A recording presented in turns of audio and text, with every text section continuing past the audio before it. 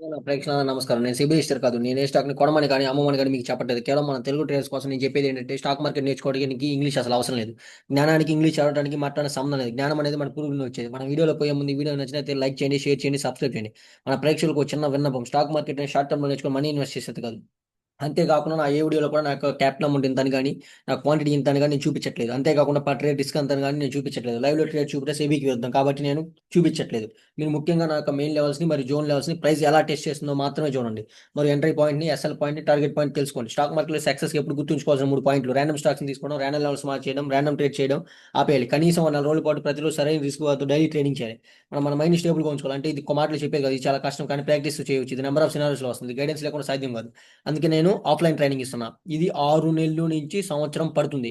కానీ channel start చేసాక ప్రతి ఒక్కరు కాల్ చేయడం మొదలుపెట్టారు. ఏమైనా కాల్స్ ఇస్తావా? వీడియోస్ ఇస్తావా? టిప్స్ ఇస్తావా అని. నాకు ముఖ్య ఉద్దేశం అది కాదు.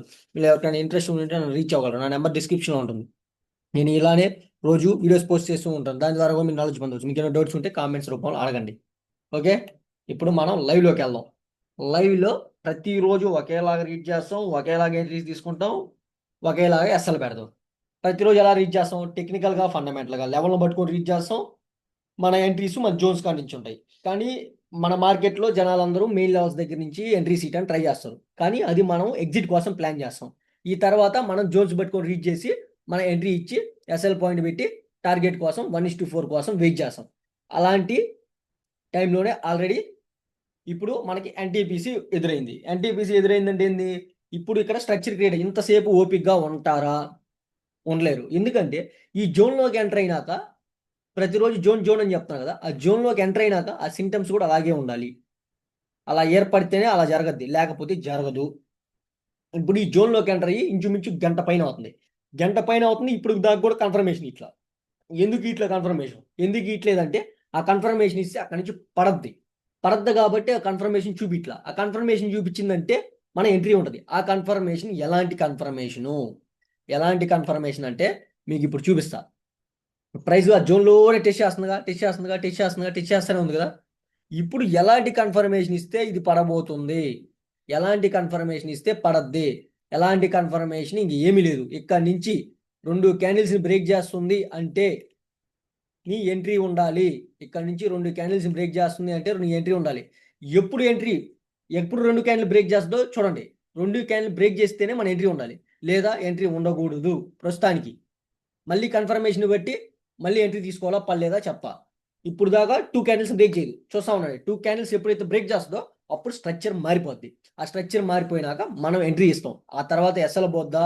టార్గెట్ ఇస్తదా? అనేది ఇంకా దానిష్టం. ఓకే. ఇక్కడ నుంచి 2 క్యాండిల్స్ బ్రేక్ చేస్తదా లేదో చూద్దాం. ఓకే. ఎప్పుడు బ్రేక్ చేస్తది చూడండి. హ్మ్. ఆల్రెడీ పొద్దున్నే నేను రికార్డ్ చేయడం కుదరలేదు. ఆల్రెడీ మన ఫస్ట్ ఎంట్రీ ఇది.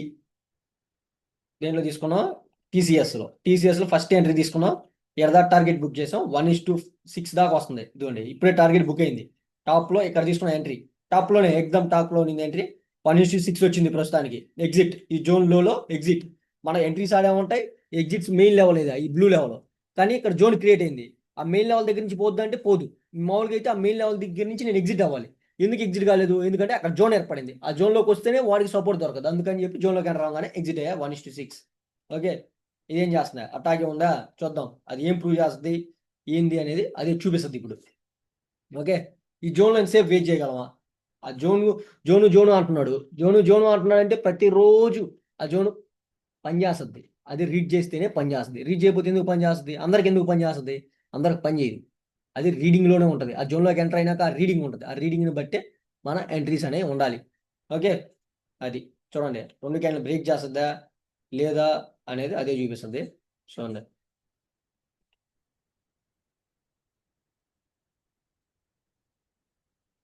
2 క్యాండిల్ అంటే ఏది ఇప్పుడు? మనకిప్పుడు రెడ్ క్యాండిల్‌గా మారిపోయింది.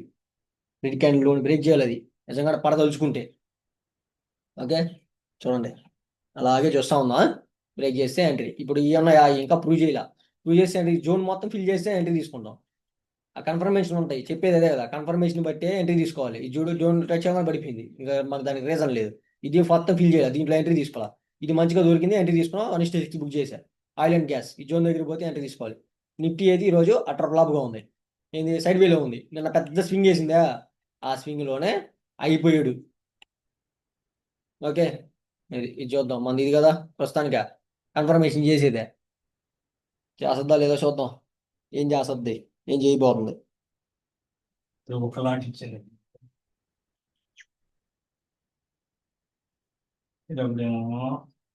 ఓకే, చూద్దాం చూద్దాం చూద్దాం చూద్దాం చూద్దాం. ఏం పోరాడుతుంది పోరాడుతుంది. గంట సేపు అయింది ఆ జోన్లోకి ఎంటర్ అయ్యి. గంట ఒకటిన్నర గంట అవుతుంది ఆ జోన్లోకి ఎంటర్ అయ్యి. ఎన్ని క్యాండిల్ ప్రతి 5 నిమిషాలు కానీ లెక్కండి. 1 2 3 4 5 6 7 8 9 10 11 12 13 14 15 16 గంట 20 నిమిషాలు అయింది ఈ జోన్లోకి ఎంటర్ అయ్యి. ప్రైజ్ గంట 20 నిమిషాలు నువ్వు వెయిట్ చేయగలవా అంటే వెయిట్ చేయగలవు. ఎందుకంటే ఆ జోన్స్ గురించి నేర్చుకుంటే మన దగ్గర మన కోచింగ్లో అయ్యింది ఎక్కువగా మనం చేసేది జోన్స్ కానించి. ఆ జోన్స్ పేర్లు కూడా ఆల్రెడీ ఒక వీడియో చేసి పెట్టున్నా. ఆ జోన్స్ ఏంది, first FF zone, FR zone, secret buyer, secret seller, second buyer, second seller. వీళ్ళు 6గురితోనే బయింగ్ కానీ సెల్లింగ్ కానీ ఈ 6తోనే క్రియేట్ అయింది స్ట్రక్చర్. అది ఆ జోన్లోనే క్రియేట్ అయింది. అది ఏంది అనేది మా పక్కన కూర్చుంటేనే చెప్పగలం. ఓకే, లేదు ఆన్లైన్లో చెప్పాలంటే చెప్తాం. అది ఇంకా ఆ జోన్లో ఎలా తింటది ఏంది అనేది ఇంకా జోన్లోకి ఎంటర్ అయ్యి ఎంట్రీ తీసుకుని సక్సెస్ అవ్వచ్చు. ఎందుకంటే జనాలు అందరూ కొట్టేది ఆప్షన్ కదా. ఇంట్రాడే కోసం అయితే వెయిట్ చేయాలి. Waiting is the key. Okay, ఏ నుంచి ఎందుకు బ్రేక్ చేస్తుంది? 2 క్యాండిల్ బ్రేక్ చేసిందా? బ్రేక్ చేసిందా? 2 క్యాండిల్ బ్రేక్ చేసింది. మన ఎంట్రీ అయిపోయింది. ఓకే, మన ఎంట్రీ అయిపోయింది. టాప్లో ఎస్ఎల్ మంది. ఇంకా మనం చూసేది ఏం లేదు. ఇంకా దానిపైన చేస్తుంది. ఎస్ఎల్ పోయిందా? పోయింది. జెన్యూన్ ఎస్ఎల్ 2 క్యాండిల్ అయితే బ్రేక్ చేసిందిగా. ఓకే, అర్థమైందా? అది లైవ్లోనే కానీ రికార్డ్ చేసిందా? లైవేగా పెట్టింది. లైవ్లోనే. ఓకే, అది నేను ఏ ట్రేడ్ చేస్తున్నాను అవన్నీ చూపిస్తా. మనీ పెట్టి చేస్తున్నానా, పేపర్ ట్రేడ్ చేస్తున్నానా, ఇంకోటి చేస్తున్నానా చాలా మంది డౌట్స్ ఉన్నాయి కదా. అవన్నీ క్లారిఫై అవుతాయి. ఏడా నేను చెప్పింది అదే. ప్రతిరోజు నా డిస్క్రిప్షన్ ఫస్ట్ చదివేది అదే. అరే బాబు, ముందు నా జోన్స్ని నా లెవెల్స్ని ఎలా టెస్ట్ చేస్తుంది ప్రైజ్, అది మాత్రమే చూడండి.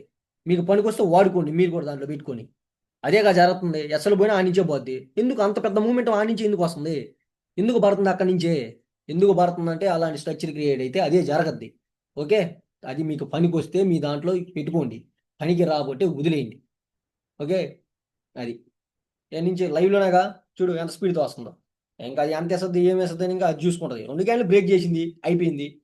అంతసేపు నువ్వు ఉంటావా అంటే నేను ఉంటా. ఎందుకంటే ఆ జోన్లో అలాంటి సిస్టమ్ కోసం నేను వెయిట్ చేస్తుంటా. వెయిట్ చేసి ఎంట్రీ తీసుకుంటా. అది 1:4 ఇస్తుందా, 1:1 ఇస్తుందా, 1:2 ఇస్తుందా, ఎస్ఆర్ పోద్ది ఇంకా అదే చూసుకుంటుంది. కానీ 10లో 7 సార్లు ఉండటానికే నేను ఎంట్రీలు ఇస్తా. 10లో 3 సార్లు అంటావా, పోద్ది నాది కూడా. పోనీ నిన్న నిఫ్టీలో తీసుకున్నా 60 పాయింట్లు తీసుకున్నా.